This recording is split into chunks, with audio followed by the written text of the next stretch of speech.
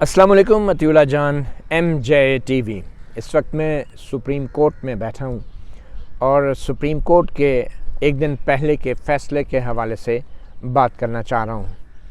Supreme court ने कल जो पार्लियामेंट का मंजूर शुदा एक कानून था, नज़रसानी एक्ट, जिसमें सुप्रीम कोर्ट के आइन के आर्टिकल 184(3) के तहत दिए गए फ़ैसलों के ख़िलाफ़ अपील का हक़ दिया गया था, क्योंकि 184(3) में सुप्रीम कोर्ट सुओ मोटो लेके बराह रास्त ही चीफ़ जस्टिस साहब अपनी मर्ज़ी का बेंच बना के अपनी मर्ज़ी के जजों के सामने केस लगवा के अपनी मर्ज़ी के फ़ैसले देते रहे हैं। और ये चीफ़ जस्टिस साहिबान सुओ मोटो या आर्टिकल 184(3) के तहत जो हैं, इन्होंने वज़राए आज़मों को नाअहल भी किया, उनको ओहदों से भी बरतरफ़ किया, हटाया, कभी तौहीन अदालत लगा के, कभी क्या। तो पार्लियामेंट ने ये किया कि चीफ़ जस्टिस की तरफ से हुकूमतें गिराने और बनाने के सुओ मोटो के इस बराह रास्त अख्तियार के हवाले से एक सिर्फ अपील का हक़ दिया था। क्योंकि इससे पहले होता ये था कि जो सुप्रीम कोर्ट के जो फ़ैसले होते हैं, जो नीचे से आते हैं, मुकामी अदालतों से आते हैं, ज़िले कचहरी से हाई कोर्ट से सुप्रीम कोर्ट, तो फिर सुप्रीम कोर्ट जब फ़ैसला कर देती थी तो सिर्फ़ एक आखिरी बार एक मौका दिया जाता था फ़रीक़ैन को कि अगर उन्हें सुप्रीम कोर्ट के हतमी फ़ैसले में कोई गलती नज़र आती है, तो एक दफ़ा कोई गलती, कोई बहुत बड़ी गलती हो, तो वो जजों से कहे कि नज़रसानी कर दें। उसको अपील नहीं कहते थे, क्योंकि वो दूसरी नज़र डालने के लिए। तो ये आइन में एक रिव्यू का हक़ दिया गया था, जिसको नज़रसानी कहते हैं, और आइन में एक अपील का हक़ दिया था। सुप्रीम कोर्ट तक आते आते नीचे से अपीलें जो हैं वो मराहल ख़त्म हो जाते थे, और फिर जब सुप्रीम कोर्ट का फ़ैसला हो वो तो हतमी होता है, मगर उसके ऊपर आम तौर पे लोग रिव्यू यानी नज़रसानी भी डाल देते हैं कि शायद कोई चांस निकल आए, उसमें कोई बहुत बड़ी गलती रह जाए, किसी फ़रीक को सुना ना गया हो, कोई आइनी सुकम हो, कोई ऑर्डर में, कोई सुप्रीम कोर्ट ने अपने ही ऑर्डर में किसी बहुत बड़ी फ़ैक्ट को बयान ही ना किया गया हो, या किसी बहुत बड़े एविडेंस को नज़रअंदाज कर दिया हो, तो फिर वो नज़रसानी की दरख्वास्त डालते थे। तो सुप्रीम कोर्ट के जो अख्तियार थे 184(3) के तहत, वो तो डायरेक्ट थे कि चीफ़ जस्टिस को घर बैठे अचानक ख्याल आया, टीवी पे कोई ख़बर देखी कि ये क्या हो रहा है, सुओ मोटो ले लिया, डायरेक्ट ही सुप्रीम कोर्ट में सुप्रीम कोर्ट के जज बैठ के फ़ैसला सुना देते थे, और फिर कहते थे कि इसमें सिर्फ नज़रसानी हो सकती है, यानी कि अपील नहीं।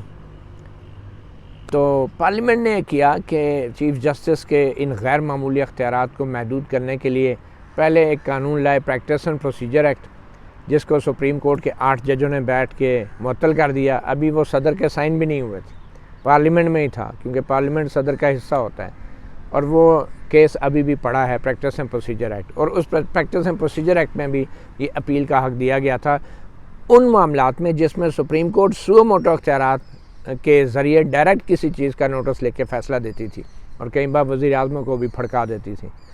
यूसुफ़ज़ई गिलानी हमारे सामने केस है, यहाँ पे 184(3) के तहत मुकदमा चलता रहा, और फिर उसके बाद तौहीन अदालत की केस, उनको फ़ारग कर दिया गया। फिर उसके बाद नवाज़ शरीफ का केस हमारे सामने है, वो पनामा वाला केस शुरू हुआ, वो सुओ मोटो लेके अकामा के केस में उनको नाअहल कर दिया। तो इमरान खान बड़े खुशकिस्मत हैं, वो नीचे अभी सेशन कोर्ट में अदालत में, वो सेशन कोर्ट में ही नहीं फ़ैसला होने दे रहे थे, 11 महीने तोशाखाना केस को लग गए। तो फिर सेशन कोर्ट के बाद फिर वो हाई कोर्ट आते हैं, कभी सुप्रीम कोर्ट आते हैं, यानी अपील दर अपील का उनको राइट मिला। लेकिन सुओ मोटो अख्तियारात जब सुप्रीम कोर्ट ने नवाज़ शरीफ के ख़िलाफ़ इस्तेमाल किए, तो नवाज़ शरीफ को अपील का कोई हक़ नहीं दिया गया, उनको खड़े खड़े अकामा के केस में फ़ारग कर दिया। और फिर उन्होंने एक रिव्यू डाली, नज़रसानी डाली, नज़रसानी भी फ़ारग होगी, अब वो ताहयात नाअहल हो गए। तो चीफ़ जस्टिस का 184(3) के तहत जो इतना ख़तरनाक एक अख्तियार था, एक हथियार था कि वो हुकूमत और वज़ीर आज़म को ही फ़ारग कर दें, तो उसको थोड़ा सा कंट्रोल करने के लिए पार्लियामेंट ने एक पहले प्रैक्टिस एंड प्रोसीजर एक्ट लाया, वो सस्पेंड कर दिया 8 जजों ने। फिर दूसरा कानून लाया कि चलें नज़रसानी का राइट तो दे दें, ये जो आप खड़े खड़े सुओ मोटो लेके, ख्वाब भी आ गई, सुओ मोटो लेके वज़ीर आज़म फ़ारग कर देते हैं, तो कम से कम इसमें अपील की तरह सुने ना। नज़रसानी क्या होता है? अपील में ये होता है कि आप दोबारा से तमाम शवाहिद का जायज़ा लेते हैं। नज़रसानी में होता है कि वही जज सुनते हैं जिन्होंने फ़ैसला दिया हुआ है कि आप ही अपनी अदाओं पे गौर कीजिए। ये नज़रसानी होती है कि मेहरबानी करें अपने फ़ैसले को। अब कौन जज जो है, और वो भी ऐसे ज़र्फ़ वाले, अपने ही फ़ैसले को वापस लेते हैं। बहुत कम ऐसे होता है। 90% केसेस में जब वही जज बैठ के नज़रसानी करते हैं तो कभी अपना फ़ैसला वापस नहीं लेते। तो इसी वजह से पार्लियामेंट ने अपील का हक़ दिया जब नज़रसानी एक्ट के तहत, तो उस पर भी अब 3 मखसूस जज बैठ के, चीफ जस्टिस उम्मत बंदयाल, जस्टिस एजाजुल हसन, जस्टिस मुनीब अख्तर, ये वो 3 मखसूस जज थे कि जो जिन पे पहले ही हुकूमत को एतराज़ था। और इनमें एक जस्टिस एजाजुल हसन तो वो थे जो सू मोटो को उन्होंने इस्तेमाल करके वो पंजाब में 90 दिन में इलेक्शन कराने के मामले को उन्होंने चीफ जस्टिस को भेज दिया कि अभी तक, और इलेक्शन कमीशन को तलब भी कर लिया था, आइनी अहदेदार को, कि आ जाएं आप। खुद सू मोटो ले भी लिया, तलब भी कर लिया। वो पुलिस का एक ट्रांसफ़र का केस था पंजाब में, कोई गुलाम मोहम्मद डोगर का CCPO का, उसमें कहा अच्छा आपको किसने ट्रांसफ़र किया? उसने कहा जी मुझे तो निगरान हुकूमत ने कर दिया। तो जस्टिस एजाजुल हसन ने कहा निगरान हुकूमत कैसे कर सकती है, वो तो इलेक्शन कमीशन का अख्तियार होता है, जब निगरान हुकूमत आ जाती है बुलाएं इलेक्शन कमिश्नर को। तो इस तरह जस्टिस एजाजुल हसन सू मोटो का अख्तियार इस्तेमाल करते रहे। उनके साथ जस्टिस मुज़ाहिर नकवी भी थे। तो इस 3 रुकनी बेंच ने जब ये मामला शुरू किया पार्लियामेंट की नज़रसानी को अपील का अख्तियार देने से मुतल्लिक़ कानून का, तो कल उन्होंने फ़ैसला सुना दिया। उन्होंने कहा नहीं ये तो हो ही नहीं सकता जी, नज़रसानी है, और आइन में भी लिखी है। 185 में अपील अलहदा लिखी हुई है, 188 आर्टिकल जो आइन के उसमें नज़रसानी अलग लिखी गई, और फिर आइन में तरमीम के बगैर जो है ना, ये नज़रसानी का जो अख्तियार है इसमें कोई तब्दीली नहीं की जा सकती। अब मसला ये है कि आइन में जब ये चीज़ें अपील आर्टिकल 185 डाला गया था अपील के लिए, जो कि हाई कोर्टों से सुप्रीम कोर्ट में अपील आती है, और 188 जब डाला गया था नज़रसानी के लिए, जो कि सुप्रीम कोर्ट अपने ही फ़ैसले पे वही जज दोबारा गौर करते हैं नज़रसानी। तो उस वक्त 1973 के आइन में जब ये चीज़ें डाली गई थी, तो उस वक्त 1973 के आइन बनाने वालों के वहम गुमान में भी नहीं था कि कोई इतना डाडा चीफ जस्टिस आ जाएगा और सुप्रीम कोर्ट के ऐसे जज आ जाएंगे जो कि वज़ीर आज़म और हुकूमतों को बनाने बिगड़ाने के लिए 184(3) का इस्तेमाल शुरू कर देंगे। 184(3) आइन के अंदर इसकी वैसी ही है जैसे एक होता है ना झटका, किसी को मतलब कि बाहर के ममालिक में जिस तरह मुर्गियाँ नहीं ज़बह की जाती, एक झटका तरीका है, जानवरों को भी, बैल को भी, बकरों को भी। तो झटका होता है कि उनको बिजली का करंट लगा के मार दिया एकदम से, और या फिर एकदम गर्दन उड़ा दी पूरी। तो एक होता है कि भाई वो जो ये 184(3) का मैं अख्तियार बता रहा हूँ कि ये झटका है कि कसाई ने मुर्गी पकड़ी और ज़बह कर दी। एक होता है अपील का, यानी कि पहले निचली अदालतों में जाएं, फिर हाई कोर्ट में आएँ, फिर सुप्रीम कोर्ट में आएँ, फिर सुप्रीम कोर्ट में भी एक नज़रसानी का राइट। तो जो आइन के अंदर 188 का रिव्यू का जो हक़ जब रखा गया था 1973 में, तो उस वक्त उनके जहन में नहीं था कि इधर चीफ जस्टिस इफ्तिखार मोहम्मद चौधरी जैसे लोग आएंगे जो कि 184(3) का सू मोटो का इस्तेमाल करके अपने बच्चों के केस भी सामने लगा लेंगे और बड़े बड़े केसेस सामने लगा के हुकूमतें भी गिराएंगे और बनाएंगे। और बाद में फिर जो कुछ हुआ, जैसे आसिफ सईद खोसा ने जैसे पनामा केस में उन्होंने जो बगैर ट्रायल के ही, मतलब बाद में जो चीफ जस्टिस बने पनामा केस में, जस्टिस आसिफ सईद खान खोसा और उनके साथ जस्टिस गुलजार अहमद जो थे, जो दोनों बाद में चीफ जस्टिस बने, उन्होंने तो नीचे ट्रायल के लिए भी भेजना मुनासिब नहीं समझा, और उन्होंने कह दिया बगैर ट्रायल के इंक्वायरी के नवाज शरीफ फारग, डिस्क्वालीफाइड।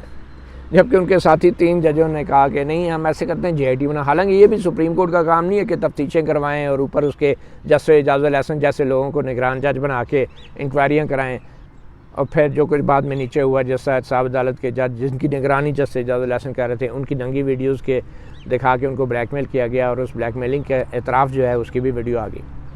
तो बात कहने की ये है कि ये जो आइन का आर्टिकल 184(3) है, जो झटका क्लास है कि खुद ही कसाई ने राह चलती मुर्गी को पकड़ के उसकी गर्दन उड़ा दी, तो इसका तदारुक करने के लिए पार्लियामेंट ने कहा कि नज़रसानी जो होगी आइन के आर्टिकल 188 में जो नज़रसानी लिखी है, इसका दायरा कार बढ़ा दिया, यानी कि इसके अंदर अपील की तरह इसको सुना जाएगा, यानी नए जज होंगे, लार्जर बेंच होगा, और जब ये अपील की तरह सुना जाएगा तो तमाम शवाहिद का सुप्रीम कोर्ट दोबारा जायज़ा ले सकेगी। जैसे हाई कोर्टों में होता है ना, एक जज फैसला करता है तो दूसरे 2 जज में इंट्रा कोर्ट अपील हो जाती है, और वो नए जज होते हैं और वो तमाम शवाहिद का दोबारा जायज़ा ले सकते हैं। तो इससे सुप्रीम कोर्ट में भी दे दिया।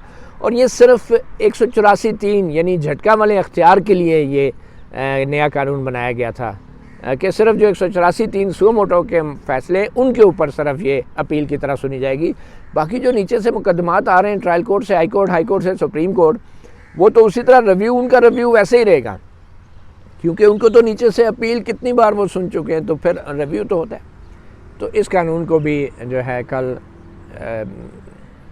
Chief justice Umar Ata Bandial, justice Ijazul Hassan और जस्टिस मुनीब अख्तर ने उड़ा दिया और कहा यह आइन से मुतसादम है। और आइन से इसलिए मुतसादम है कि आइन के जो आर्टिकल 188 है उसमें जो रिव्यू लिखा है, तो वो रिव्यू का मतलब वो है जो सुप्रीम कोर्ट अपने कवायद में बता रही है। अंदाज़ा करें कि 188 आर्टिकल जो आइन का है जिसमें रिव्यू का लफ्ज़ लिखा है, उसका मतलब सुप्रीम कोर्ट अपने रूल्स में बता रही है। और जब पार्लियामेंट वो मतलब बताने की कोशिश करती है कानून बना के, एक एक्ट बना के, review of Supreme Court judgement act, तो कहते हैं नहीं पार्लियामेंट ये नहीं कर सकती। हालांकि आर्टिकल 188 में भी जो रिव्यू से मुतल्लक है, आर्टिकल 185 में भी जो अपील से मुतल्लक है, और आर्टिकल 191 में भी ये वाज़ेह तौर पे कहा गया है कि जो अपील होगी या रिव्यू होगा या इवन के 184(3) जो सुओ मोटो के अख्तियार हैं, जो उसके भी जो रेगुलेट किया जाएगा, जो कवायद बनेंगे, वो या तो पार्लियामेंट उसके कवायद बनाएगी या सुप्रीम कोर्ट रूल्स बना देंगे। अब जो रूल्स हैं वो हमेशा कवायद से नीचे होते हैं। जो पार्लियामेंट का बनाया कानून होता है वो ऊपर होता है और सबसे ऊपर आइन होता है। तो 185 में भी, 188 में भी, 191 में भी, तीनों जगह ये कहा गया है कि पार्लियामेंट भी कानून बना के कर सकती है। मगर कल इन 3 जजों ने कहा कि नहीं, हमारा रूल जो है वो हायर पेडेस्टल पे है। पार्लियामेंट, अंदाज़ा करें कि BA LLB पास चंद जज बैठ के जो रूल बनाएंगे वो आइन के तहत 12-10 पार्लियामेंट के बनाए गए कानून पे हावी होगा। ये चंद जजेस बैठ के, और वो भी ऐसे जजेस, अंदाज़ा करें। तो थोड़ा सा ये एक कशीदगी थी। ये बेसिकली जंग है इक़्तिदार की, जिसमें जजेस ने भी अपने हाथ गंदे कर लिए हैं इस गंदी सियासत में। ज़िया-उल-हक के दौर में आइन में एक शिक डाली गई कि जो सदर होगा वो पार्लियामेंट को भी बरतरफ कर सकता है, हुकूमत को भी बरतरफ कर सकता है, 90 दिन में नए इलेक्शन कराएगा, यानी एक फ़र्द वाहिद को ये अख्तियार। वो शिक बड़ी मुश्किल से पार्लियामेंट वालों ने ख़त्म की। वो प्रेसिडेंट का अख्तियार ख़त्म किया 18वीं तरमीम के ज़रिए, और वो अख्तियार वापस प्राइम मिनिस्टर को मिल गया। अब उसकी जगह सुप्रीम कोर्ट के जज जो आदी थे, इनकी आदतें बिगड़ी हुई थी, इस्टेब्लिशमेंट के साथ साजबाज करके इन्होंने अब वो सुओ मोटो अख्तियार को इस्तेमाल करना शुरू कर दिया था। उस 58(2)B का जो बदनाम तरीन शिक थी आइन की, ज़िया-उल-हक के दौर में लाई गई, उस शिक के बदले वो ख़त्म होगी। 184(3) शुरू हो गई है तो इन जजों ने। अब ये जजेस चाहते हैं कि रास्ता ओपन रखें, हमारा भी इक़्तिदार में मशावरत हो, शराकत हो, हम भी बहुताओं में हिस्सा लें कि कौन वज़ीर-ए-आज़म होगा, किसकी हुकूमत होगी।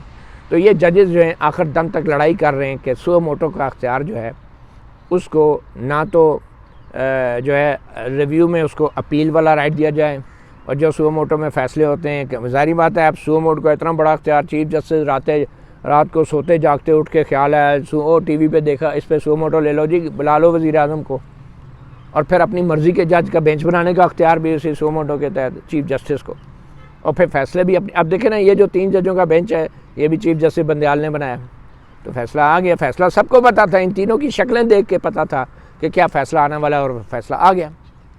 तो ये तो एक सियासी पहलू था, और ये जजेस की जो बुरी आदतें हुई हुई हैं ये इतनी आसानी से छूट नहीं रही। वो कहते हैं ना, छूटती नहीं है ज़ालिम मुँह को लगी हुई, और ये जो मुँह को लगा हुआ है ना इक़्तिदार का नशा और सियासत का नशा, ये छूटता नहीं है। अब इसकी वजूहात क्या बताई जा रही हैं? जैसे मैंने पहले कहा, पहली वजह यह कि आइनी तरमीम, हालांकि आइनी तरमीम की ज़रूरत नहीं है।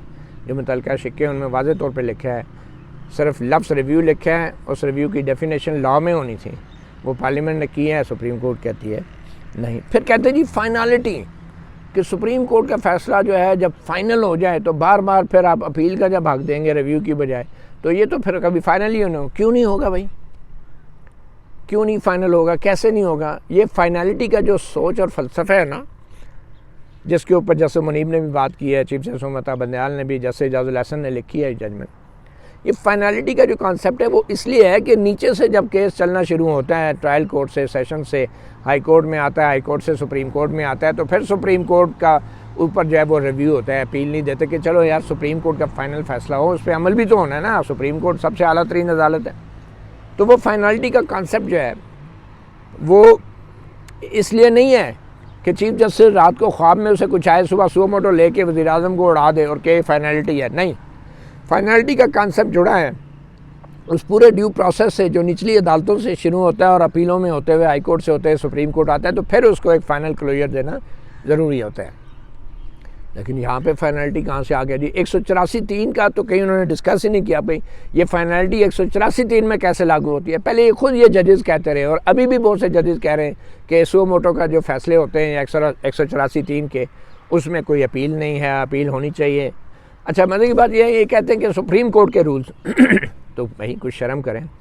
आपने इधर हुकूमतें गिरा दी, बना दी, पंजाब में हुकूमत गिरा दी, बना दी, 63A की अपनी मर्ज़ी की तशरीह करके, सियासत करके, वो सारे सुओ मोटो में ला के तो खुद आप सुप्रीम कोर्ट बैठ के जजेस रूल्स बना लें कि यार इसमें अपील का हक दे दें। अगर आपको इतना ही बड़ा अना पसंद है आप, और आपकी इतनी अना मजरू होती है कि पार्लियामेंट ने आपको बताया है कि रिव्यू का क्या मतलब होगा, तो आप रूल्स में फिर तब्दीली कर दें।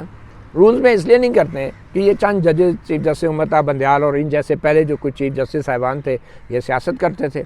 ये अपने सुओ मोटो के जो चीफ जस्टिस का अख्तियार होता है वो झटका वाला, वो छोड़ना नहीं चाहते थे। तो इन्होंने फुल कोर्ट का भी मीटिंग बुलाई नहीं, और इनके अंदर इख्तलाफ है।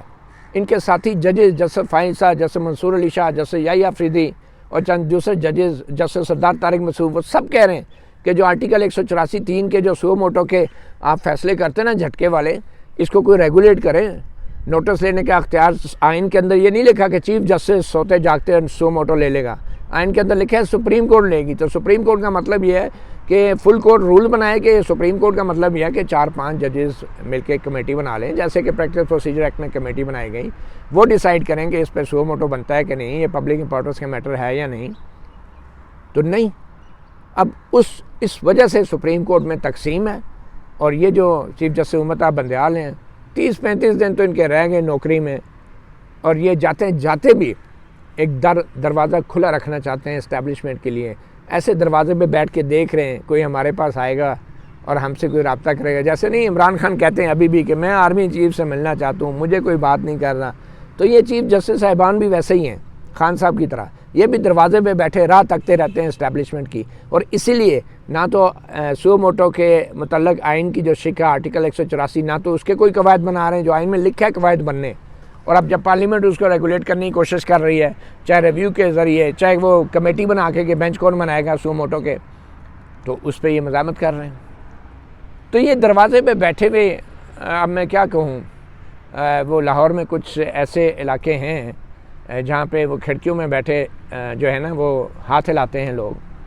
तो ये हमारे जज भी ये 184(3) को रेगुलेट ना करके और 184(3) के फ़ैसलों के ऊपर अपील का हक ना देकर ये भी इशारे कर रहे हैं इस्टेब्लिशमेंट को कि आप जो है हमें टाइम दें, हमसे बात करें। अब इससे ज़्यादा क्या बेशर्मी और शर्मनाक चीज़ हो सकती है कि एक फ़र्द वाहिद, पहले ज़िया-उल हक था जो असम्बली फ़ारिग कर देता था और वज़ीर-ए-आज़म बरतरफ कर देता था, और अब एक चीफ जस्टिस को इन्होंने वो अख्तियार दिया हुआ है कि वो जब चाहे सुओ मोटो लेके अपनी मर्ज़ी के अपने पसंद के जजेस बिठा के एक ऐसा फ़ैसला दे के हुकूमतें करा लें और बना लें। अब ये सियासत जो है वो सुप्रीम कोर्ट में भी आ गई है। अच्छा, ये वो बेसिकली एक आमराना अख्तियारात हैं जो चीफ जस्टिस जो है ना अपनी मर्ज़ी के बेंच बना के, वो जो कहते हैं ना head you lose tail I win, वो क्या कहते हैं कि चत मेरी ते पट तेरी नहीं वो क्या कहते हैं, मुझे मुहावरा नहीं याद। तो ये इस तरह की बात है कि जब पार्लियामेंट कुछ करना चाहती है तो कहते हैं कि नहीं जी, इससे हमारी अदलिया की आज़ादी मुतासर होती है। जब आइन में एक चीज़ आइन में ही लिखी हुई है ना आपकी आज़ादी, उसको कभी आप बुनियादी ढांचे का नाम दे के जो है कहते हैं ये इस ढांचे को कोई नहीं चेंज कर सकता, और कभी आप कहते नहीं हमारी आज़ादी मुतासर होती है। पार्लियामेंट सुप्रीम है, वो कुछ भी आइन बना सकती है।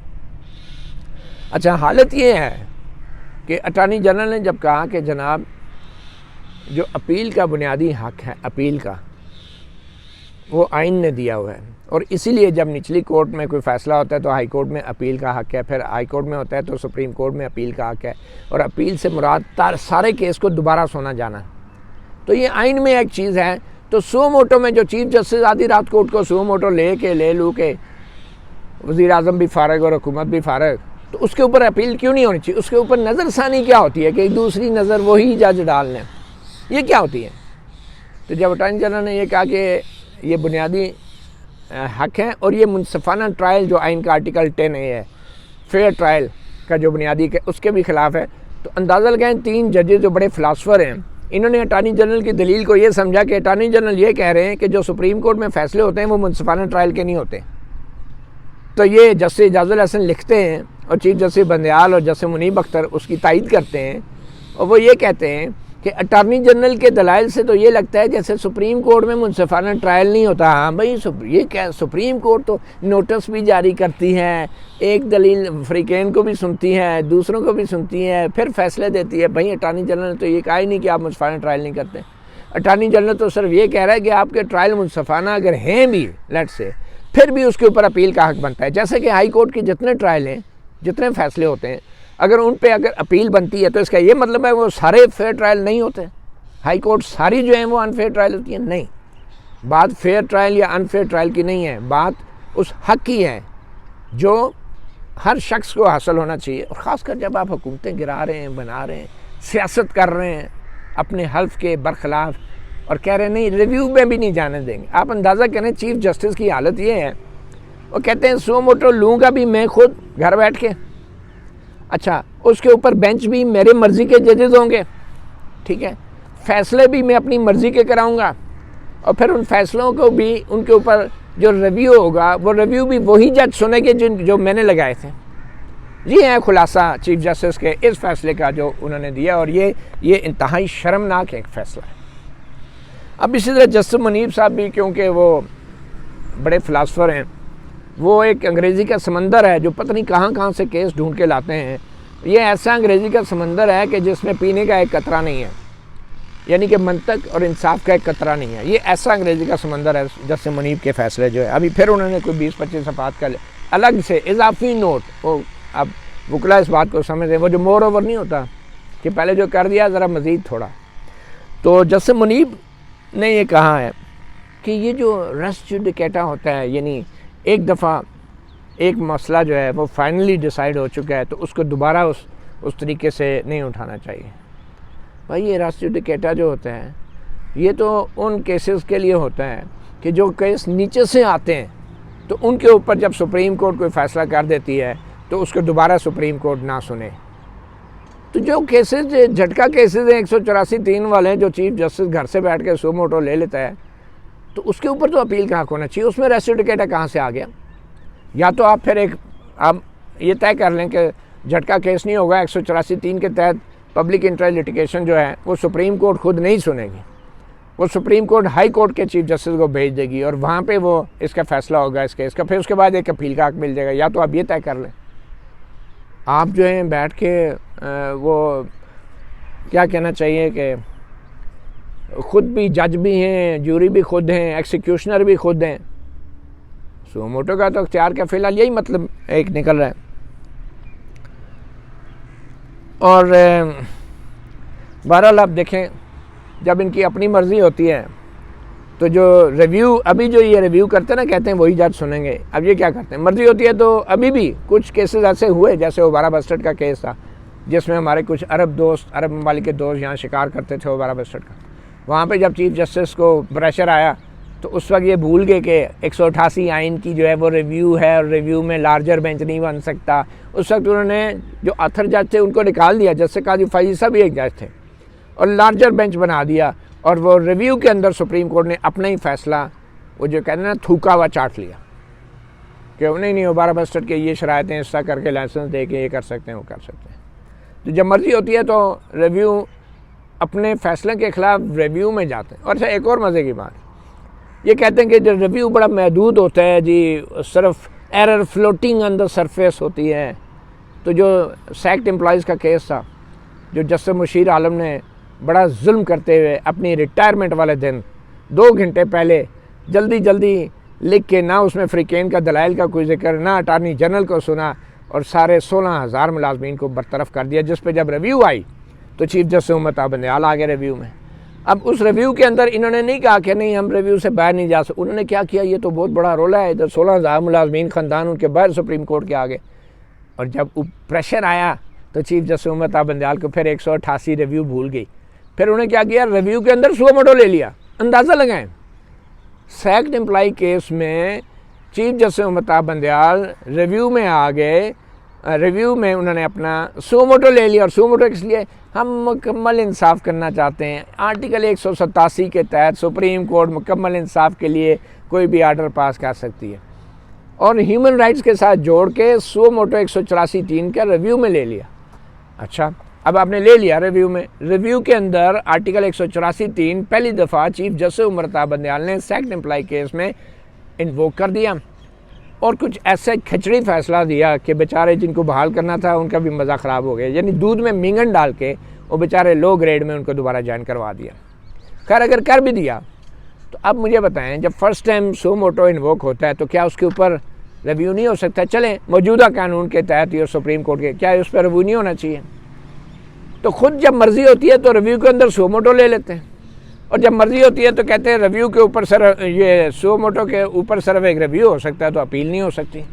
और ख़ुद जो है मर्ज़ी से पूरे के पूरे फैसले उड़ा के रख देते हैं जब अपने ऊपर प्रेशर आता है, फ़ायदा आता है। लेकिन पार्लियामेंट कानून नहीं पास कर सकती। ये हमारी बदकिस्मती है। और आखिर में एक बड़ी दिलचस्प, अब थोड़ी सी कानूनी मैं आपको एक चीज़ बताऊँ, जो ये कहते हैं ना कानून और आइन, ये पैरा 41 में जस्टिस एजाजुल हसन लिखते हैं कि आइन के आर्टिकल 142 के तहत पार्लियामेंट जो है वो आइन के तहत उसके पास एक्सक्लूसिव पावर है कि वो कानून साजी करे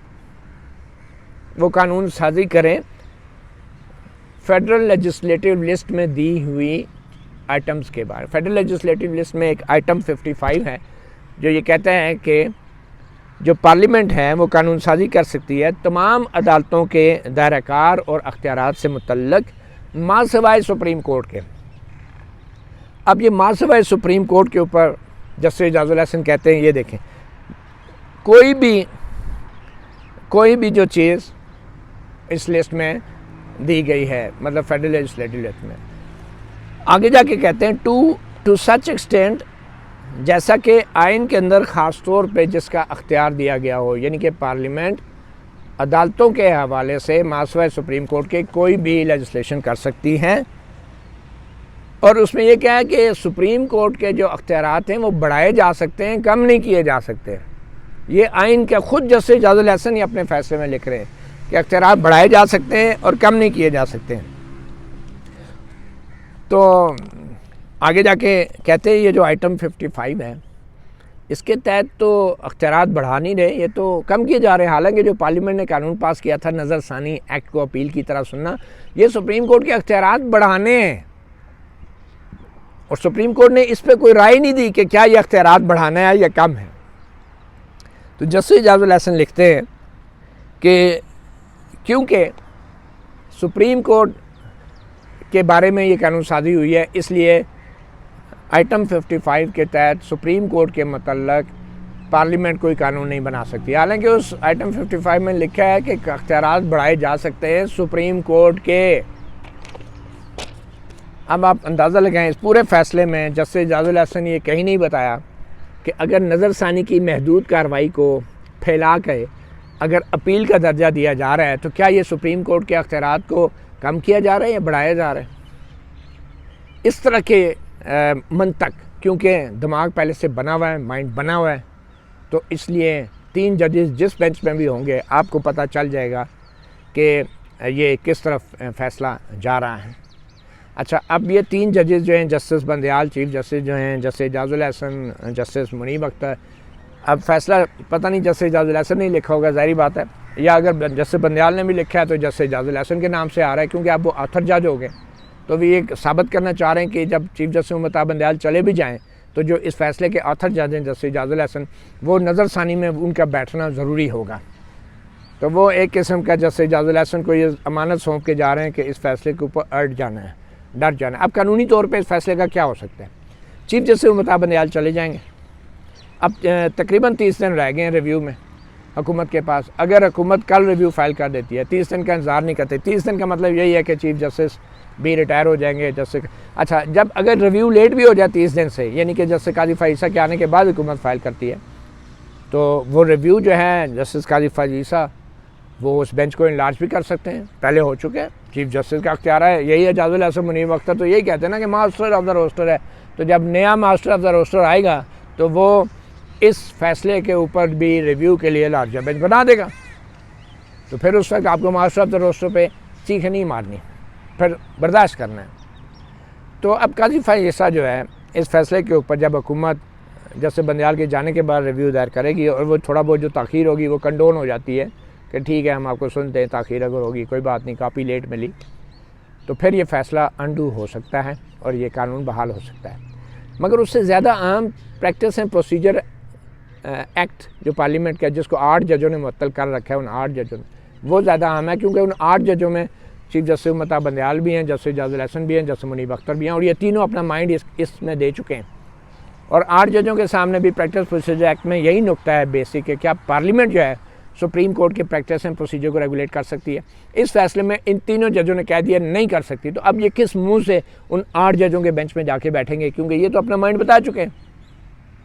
तो मेरे ख्याल में इन 3 जजों पे भी एतराज़ हो सकता है।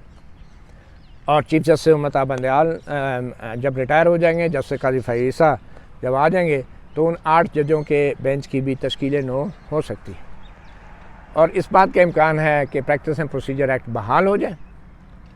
अगर ये सब कुछ नहीं होता तो चीफ जस्टिस काजी फाइसा फुल कोर्ट का इजलास बुला के फुल कोर्ट से आज खुद जो है रूल्स बना लें, रूल्स चेंज कर दें। जब तक इन केसों का फैसला नहीं होता तो फुल कोर्ट में बुला के रूल्स चेंज कर लें और वही रूल्स बना लें जब तक जो जैसे कि प्रैक्टिस एंड प्रोसीजर एक्ट में कहा गया है, या जैसा कि ये रिव्यू एक्ट रिव्यू एक्ट में कहा गया, तो बहुत कुछ बदलेगा।